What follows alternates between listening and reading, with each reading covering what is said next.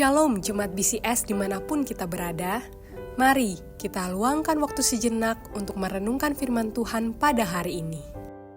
Bapak Ibu yang terkasih di dalam Tuhan, hari ini kita akan membaca dari Yakobus 1 ayat yang ke-22.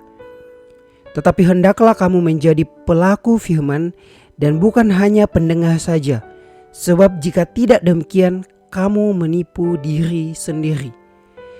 Judul renungan hari ini adalah janganlah menjadi penipu bagi diri sendiri. Bapak Ibu, sebagai orang percaya, hidup kita dapat dan seharusnya ditandai oleh pikiran yang terlatih dan tunduk pada kebenaran firman Tuhan. Dan kita hendaknya mengelilingi keadaan kita dengan doa-doa. Tetapi jika kita ingin mengenal dan menikmati kuasa Tuhan yang bekerja di dalam diri kita harus menerima apa yang kita dengar dalam kitab suci. Dan kita harus mempraktekkannya. Kita seharusnya tekun memperhatikan kitab suci setiap hari. Dan ketika firman Tuhan dijelaskan, kita tidak hanya terjebak dalam pemikiran bahwa yang penting saya hadir, yang penting saya mendengarkan, yang penting saya memperhatikan. Itu sudah cukup. Tetapi lebih daripada itu, kita harus menjadi pelaku, bukan hanya menjadi pendengar saja. Karena jika tidak demikian, kata firman Tuhan, kita sedang menipu diri kita sendiri. Maka di dalam Yohanes 13, pada malam sebelum kematian Yesus dan setelah ia mengajar para murid beberapa waktu, ia berkata kepada mereka tentang suatu pengajaran bahwa kalian, atau dalam hal ini para murid, akan berbahaya jika kamu melakukan firman itu. Yohanes 13 ayat 17. Maka jika Bapak Ibu bertanya-tanya, mengapa Bapak Ibu tidak mengalami berkat Tuhan? Mungkin itu karena kita tidak mempraktikkan firman-Nya. Karena Tuhan telah memberi kita pengajaran yang kaya, dan Dia telah memberi kita Roh Kudus untuk menjadi penolong kita.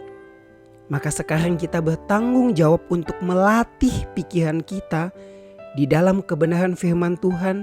Dan kemudian kita melakukan apa yang telah kita pelajari, kita terima dan kita dengarkan. Bapak Ibu, sungguh menyedihkan tak kala gereja-gereja menjadi seperti perpustakaan yang tua, yang berdebu, dipenuhi begitu banyak kehidupan yang bagaikan tumpukan kebenaran yang hanya tertumpuk begitu saja dan tidak pernah digunakan. Godaan yang muncul ketika kita semakin menyadari kebenaran adalah kita hanya duduk dan memikirkannya, tetapi tidak pernah sekalipun bertindak. Maka Yakobus menyatakan kehidupan seperti ini dengan tegas, itu adalah perbuatan menipu diri sendiri. Seharusnya gereja tidak seperti itu. Seharusnya gereja menjadi galeri pengalaman hidup. Seharusnya ada suatu semangat yang membara dalam diri orang percaya.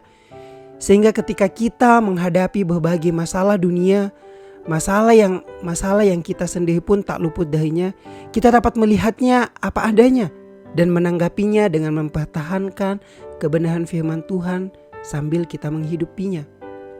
Maka Bapak Ibu, marilah kita bertekad hari ini untuk tidak hanya mendengar dan menipu diri kita sendiri seolah-olah kita berpikir bahwa kita adalah orang Kristen yang bertumbuh. Padahal kenyataannya kita adalah orang Kristen yang menyusut.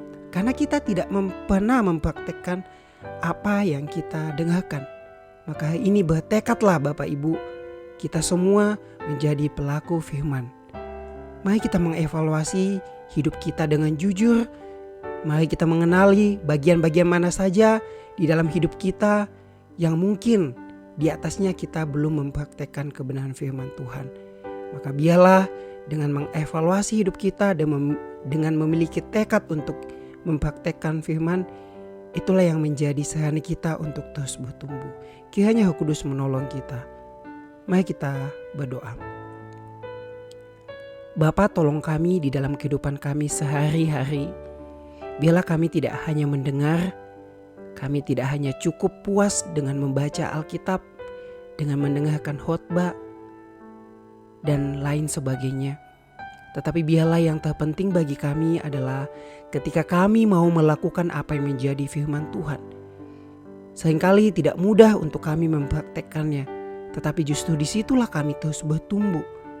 Dan biarlah dengan kekuatan dan topangan dari Roh Kudus, kami terus bertumbuh di dalam kami mempraktekkan firman-Mu. Ini doa kami, tolong kami, bantu kami. Di dalam nama Tuhan Yesus kami berdoa dan mengucap syukur.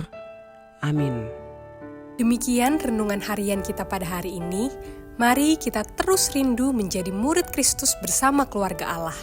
Tuhan Yesus memberkati.